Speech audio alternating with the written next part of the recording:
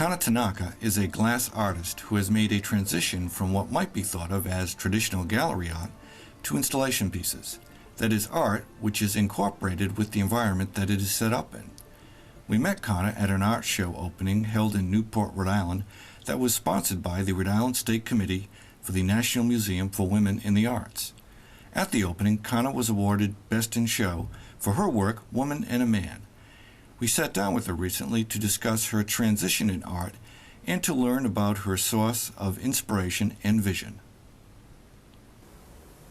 In my work, light is the source of my inspiration.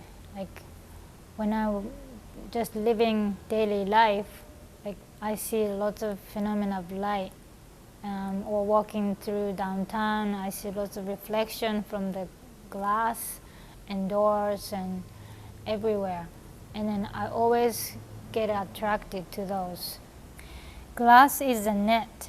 It catches the light and disperses it. In my work, I emphasize a moment of transitory character of sight, which endures and maintains a strong sensation. I always search for new discoveries based on my dialogue with the medium. I believe there are countless phenomena that I have not yet experienced. As I work with glass, I encounter diverse expressions of visible phenomena. These phenomena are everywhere in daily life, wherever light interacts with glass, windows, tableware, light fixtures. When a direct sunbeam enters through a window, it often yields a small prism. Traces appear in a room, then disappear. I find these sensations compelling. Shadows, reflections, and refraction that appear momentarily, then vanish. They transport me to another state of being for an instant, where I experience a feeling of sublime happiness, triggering a memory vision stored within the brain. Entering the room, the viewer encounters two life-size standing figurative images on a wall. They are formed by fragments of light, a woman and a man. As the viewer approaches, she finds two framed mirrors placed on the floor near the wall. With this study, I wanted to create something unpredictable, composed of seemingly simple materials and construction. The viewer ultimately has an unexpected shift of awareness, physical reality, and visual perception. This shows both the physical construction and the phenomena of light, which has an obvious difference in scale and materiality. The result of the work makes a reference to the human scale with an ephemeral quality. In order to have better control over the environment for the piece I made, I began to move out of the ordinary gallery conditioned setting. In the last 3 years, my work has taken the form of installations. I work with the characteristic of the space I choose.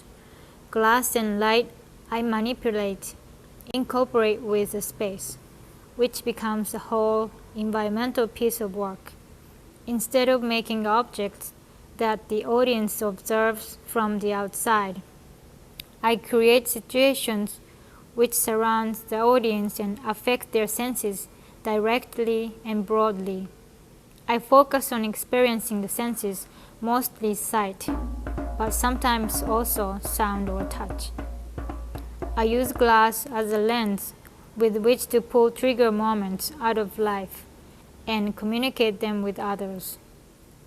I create a dialogue with specific environments, capturing a memory of location in which I work. I created free-formed hand-blown glass bubbles that filled with water. Their size is bigger than a human head, and their forms are characteristics, which could be looked as cloud-like or hearts or almost anything. One can see the landscape of the piece inside the bubble, condensed and flipped vertically. As the viewer moves around the piece, The cast landscape moves faster and distorted on the edge. The best time to view the piece is when the sun is setting.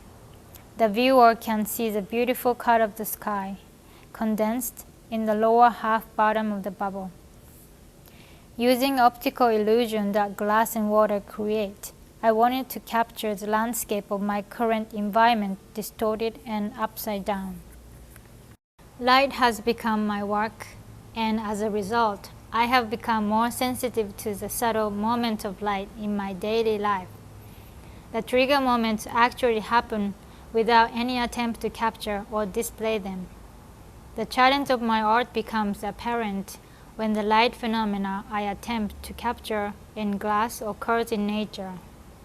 I want to give emphasis to this pure awareness, this phenomenon.